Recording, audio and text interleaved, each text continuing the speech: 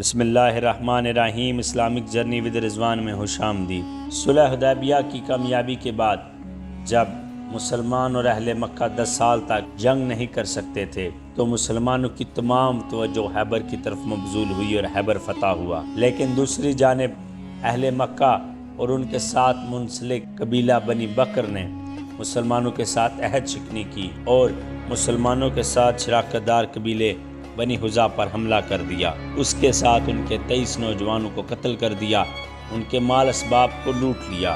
اب بنی حذا کے قائدین آقا دو عالم صلی اللہ علیہ وسلم کی خدمت میں حاضر ہوئے اور آ کر عرض کرنے لگے کہ اے محمد صلی اللہ علیہ وسلم، ہم پر بنی بکر اور اس کے ساتھ قبیلہ قریش نے حملہ کر دیا ہے، ہمارے جوانوں کو قتل کر دیا ہے، ہمارا مال اسباب لوٹ لیا ہے، کیونکہ کفار مکہ عہد شکنی کر چکے تھے اور صلح حدیبیہ کا معاہدہ توڑ چکے تھے۔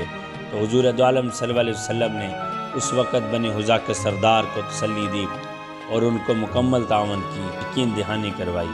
حضور دو عالم صلی اللہ علیہ وسلم نے اس کے ساتھ ہی اپنا ایک قاصد مکہ روانہ کیا اور اس قاصد نے آ کر رسائے مکہ کو یہ بتایا کہ جس طرح بنی حذا پر حملہ کیا گیا ہے تو مسلمان ان سے صلح حدیبیہ کا معاہدہ توڑتے ہیں، یا تو وہ ان کے قتل ہونے والے لوگوں کا معاوضہ دیں یا پھر صلح حدیبیہ کو ختم سمجھیں۔ اب اہل مکہ جان چکے تھے ان سے بہت بڑی غلطی ہو چکی ہے اور اس غلطی کی تلافی کے لیے انہوں نے اپنے سردار ابو سفیان کو مدینہ روانہ کیا کہ وہ آ کر مسلمانوں سے ایک مرتبہ پھر صلح نامہ پر دستخط کروائے۔ ابو سفیان اپنی بیٹی جو اس وقت حضور دو عالم صلی اللہ علیہ وسلم کی زوجیت میں تھیں حضرت ام حبیبہ کے گھر پہنچے اور آ کر حضور دو عالم صلی اللہ علیہ وسلم کے بستر پر بیٹھنا چاہا، لیکن ان کی بیٹی نے آپ کو بستر پر بیٹھنے سے انکار کر دیا۔ انہوں نے کہا کہ تم کافر ہو، تم نجس ہو، لہٰذا تم حضور دو عالم صلی اللہ علیہ وسلم کے بستر پر نہیں بیٹھ سکتے، تم مشرک ہو، اس لیے میں نے یہ گوارا نہیں کیا کہ تم رسول دو عالم صلی اللہ علیہ وسلم کے بستر پر بیٹھو۔ یہ سن کر ابو سفیان کے دل پر چوٹ لگی اور وہ رنجیدہ ہو کر وہاں سے چلا آیا اور رسول اللہ صلی اللہ علیہ وسلم کی خدمت میں حاضر ہو کر اپنا مقصد بیان کیا۔ آپ نے اس کو کوئی جواب نہیں دیا۔ پھر ابو سفیان حضرت ابو بکر صدیق، حضرت عمر فاروق اور حضرت مولا علی رضی اللہ تعالیٰ عنہ کے پاس پہنچا اور ان سب حضرات نے بھی جواب دینے سے انکار کر دیا۔ حضرت علی کے پاس جب ابو سفیان پہنچا تو وہ حضرت بی بی فاطمہ اور حضرت امام حسن آپ بھی ان کے ساتھ تھے۔ ابو سفیان نے بڑی جاجت سے کہا کہ علی، تم قوم میں بہت ہی رحم دل ہو، ہم ایک مقصد کے لیے یہاں آئے ہیں کہ ہم یوں ہی ناکام چلے جائیں، ہم صرف یہی چاہتے ہیں کہ تم محمد صلی اللہ علیہ وسلم سے ہماری سفارش کر دو۔ حضرت علی نے فرمایا، اے ابو سفیان، ہم لوگوں کی یہ مجال نہیں کہ ہم حضور دو عالم صلی اللہ علیہ وسلم کے ارادے اور ان کی مرضی میں کوئی مداخلت کر سکیں۔ ہر طرف سے مایوس ہو کر ابو سفیان نے حضرت فاطمہ الزہرا سے کہا کہ اے فاطمہ، تمہارا 5 برس کا بچہ ایک مرتبہ اپنی زبان سے اتنا کہہ دے کہ میں نے دونوں فریقوں میں صلح کرا دی تو آج سے یہ بچہ عرب کا سردار کہہ کر پکارا جائے گا۔ حضرت بی بی فاطمہ نے جواب دیا کہ بچوں کے ان معاملات میں کیا دخل۔ بلاخر ابو سفیان نے کہا کہ علی، معاملہ بہت کٹھن نظر آتا ہے، کوئی تدبیر بتاؤ۔ حضرت علی نے فرمایا کہ میں اس سلسلے میں تم کو کوئی مفید رائے تو نہیں دے سکتا، لیکن تم بنی کنانہ کے سردار ہو، تم خود ہی لوگوں کے سامنے اعلان کر دو کہ میں نے حدیبیہ کے معاہدے کی تجدید کر دی ہے۔ لہٰذا ابو سفیان وہاں سے نکلا اور مسجد نبی میں آیا اور بلند آواز سے کہا کہ میں معاہدہ صلح حدیبیہ کی تجدید کر دی ہے، مگر مسلمانوں میں سے کسی نے بھی کوئی جواب نہیں دیا۔ اب دوسری طرف رسول دو عالم صلی اللہ علیہ وسلم نے مکہ کو فتح کرنے کا ٹھوس ارادہ فرما لیا تھا، لیکن اس کے بارے میں اہل مدینہ کو بھی اتنی جلدی ایکسپیکٹیشن نہیں تھی۔ حضور دو عالم صلی اللہ علیہ وسلم کے قریبی صحابی حضرت حاتب نے جب حضور دو عالم صلی اللہ علیہ وسلم کا یہ ارادہ بانپا تو انہوں نے ایک خط لکھ کر ایک عورت کو دیا کہ وہ مکہ میں ان کی فیملی کے پاس پہنچا دے۔ حضور دو عالم نے حضرت علی کو روانہ فرمایا اور ان سے وہ خط لے لیا گیا۔ حضرت حاتب کا یہ خط لکھنے کا مقصد صرف اور صرف اپنے بچوں کے لیے بہتری سوچنا تھا۔ 5 ہجری مکہ سے مدینہ کو 10,000 لوگ آئے تھے جو مدینہ فتح کرنا چاہتے تھے، لیکن اس کے برعکس 3 سال بعد ادھر 10,000 لوگوں کا لشکر مدینہ سے مکہ فتح کرنے کے لیے روانہ ہو گیا۔ اب اس لشکر میں بہترین قیادت تھی۔ حضرت علی، حضرت عمر فاروق، حضرت ابو بکر صدیق، حضرت عثمان بن عفان، ابو عبیدہ بن الجراح اور دیگر تمام مسلمان۔ لیکن اب اس قیادت میں ایک نام اور بھی شامل تھا، اور وہ نام تھا حضرت خالد بن الولید کا، جو کہ اس وقت حضور دو عالم صلی اللہ علیہ وسلم کی شفقت نبوی سے مانوس ہو کر مسلمان ہو چکے تھے۔ اللہ تبارک و تعالیٰ نے حضرت خالد بن ولید کو ہدایت دے دی تھی، اور وہ اسلام کا جھنڈا لیے آقا دو عالم صلی اللہ علیہ وسلم کی رہنمائی میں فتح مکہ کے لیے پہنچے۔ حضور دو عالم صلی اللہ علیہ وسلم نے مسلمانوں کو جنگ کی تیاری کا حکم دے دیا، اور حضرت بی بی عائشہ سے بھی فرما دیا کہ جنگ کے ہتھیار درست کریں، اور اپنے حلیف قبائل کو بھی جنگی تیاریوں کے لیے حکم نامہ بھیج دیا جائے، مگر کسی کو بھی آقا دو عالم نے یہ نہیں بتایا کہ فتح کس کو کرنا ہے۔ صرف اور صرف حضور دو عالم صلی اللہ علیہ وسلم جانتے تھے کہ مکہ فتح کرنا ہے۔ غرض انتہائی خاموشی اور رازداری کے ساتھ حضور دو عالم نے جنگ کی تیاری فرمائی۔ یہ مقصد تھا کہ اہل مکہ کو خبر نہ ہونے پائے اور اچانک ان پر حملہ کیا جائے۔ مکہ سے ایک منزل کے فاصلے پر اسلامی لشکر نے پڑاؤ ڈالا، اور حضور دو عالم صلی اللہ علیہ وسلم نے فوج کو حکم دے دیا کہ ہر مجاہد اپنا الگ الگ چولہا جلائے۔ 10,000 مجاہدین نے الگ الگ چولہے جلائے تو پورے میدان میں میلوں تک آگ ہی آگ نظر آنے لگی۔ وہ قریش کو معلوم ہو چکا تھا کہ مدینہ سے فوجیں آ رہی ہیں، مگر صورتحال کی تحقیق کے لیے قریش نے ابو سفیان بن حرب، حکیم بن حزام، بدیل بن ورقہ کو اپنا جاسوس بنا کر بھیجا۔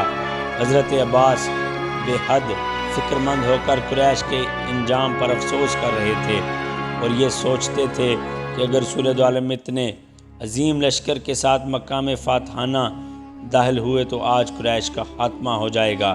چنانچہ وہ رات کے وقت رسول اللہ کے سفید خچر پر سوار ہو کر اس ارادے سے مکے چلے، قریش کو اس خطرے سے آگاہ کر کے انہیں آمادہ کریں کہ چل کر حضور دو عالم سے معافی مانگ کر صلح کر لو، ورنہ تمہاری خیر نہیں۔ ابو سفیان جان چکا تھا کہ اسلام پھیل چکا ہے، اور مجاہدین اسلام اس وقت مکہ کو چاروں طرف سے گھیر چکے ہیں۔ ابو سفیان بن حرب کی اسلام دشمنی کوئی ڈکی چھپی نہیں تھی۔ مکہ میں رسول اللہ صلی اللہ علیہ وسلم کو سخت سے سخت اذیتیں دینی، مدینہ پر بار بار حملہ کرنا، قبائل عرب کو اشتعال دلا کر حضور دو عالم کے قتل کی بارہا سازشیں، یہودیوں اور تمام کفار عرب سے ساز باز کر کے اسلام اور بانی اسلام کے خاتمے کی کوششیں، یہ وہ ناقابل معافی جرائم تھے جو پکار کر کہہ رہے تھے کہ ابو سفیان کا قتل بالکل درست اور جائز ہے۔ لیکن رسول اللہ صلی اللہ علیہ وسلم، جن کو قرآن رؤوف الرحیم کے لقب سے یاد کیا ہے، ان کی رحمت چمکار کا ابو سفیان کے کان میں کہہ رہی تھی کہ اے مجرم، مت ڈر، یہ دنیا کے سلاطین کا دربار نہیں بلکہ یہ رحمت للعالمین کی بارگاہ رحمت ہے۔ اور وہ حضور عالم صلی اللہ علیہ وسلم کی خدمت میں حاضر ہوا، اور اس نے آ کر کلمہ پڑھ لیا۔ مجاہدین اسلام کا لشکر جب مکہ کی طرف بڑھا تو حضور دو عالم صلی اللہ علیہ وسلم نے حضرت عباس سے فرمایا کہ ابو سفیان کو کسی ایسے مقام پر کھڑا کرو کہ یہ افواج الہی کا جلال اپنی آنکھوں سے دیکھ لے۔ چنانچہ جہاں راستہ کچھ تنگ تھا، ایک بلند جگہ پر حضرت عباس نے ابو سفیان کو کھڑا کر دیا۔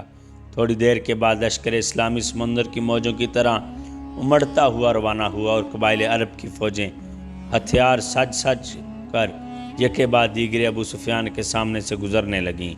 سب سے پہلے قبیلہ غفار کا باوقار پرچم نظر آیا۔ ابو سفیان نے سہم کر پوچھا کہ یہ کون لوگ ہیں؟ حضرت عباس نے کہا یہ قبیلہ غفار کے شہسوار ہیں۔ ابو سفیان نے کہا کہ مجھے قبیلہ غفار سے کیا مطلب؟ اللہ، اب تو مسلمانوں کا لشکر اہل مکہ پر حملہ کر چکا تھا۔ پھر یہ فاتحانہ شان و شوکت کے ساتھ بانی کعبہ کے جانشین حضور رحمت للعالمین صلی اللہ علیہ وسلم نے مکہ کی سرزمین میں نزول اجلال فرمایا اور حکم دیا کہ میرا جھنڈا مقام حجون کے پاس گاڑا جائے، اور حضرت خالد بن ولید کے نام فرمان جاری کیا کہ وہ فوجوں کے ساتھ مکہ کے بلائی حصے یعنی غدا کی طرف سے مکہ میں داخل ہوں۔ اب تاجدار دو عالم صلی اللہ علیہ وسلم نے مکہ کی سرزمین میں قدم رکھتے ہی جو پہلا فرمان جاری کیا، یہ اعلان تھا کہ جس کے لفظ لفظ میں رحمتوں کے دریا موجیں مار رہے تھے، جو شخص ہتھیار ڈال دے گا اس کے لیے امان ہے، جو شخص اپنا دروازہ بند کر لے گا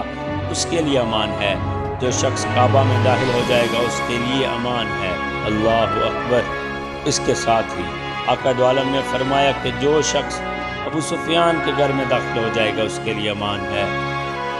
اللہ حضور دو عالم صلی اللہ علیہ وسلم نے عام معافی کا اعلان فرمایا۔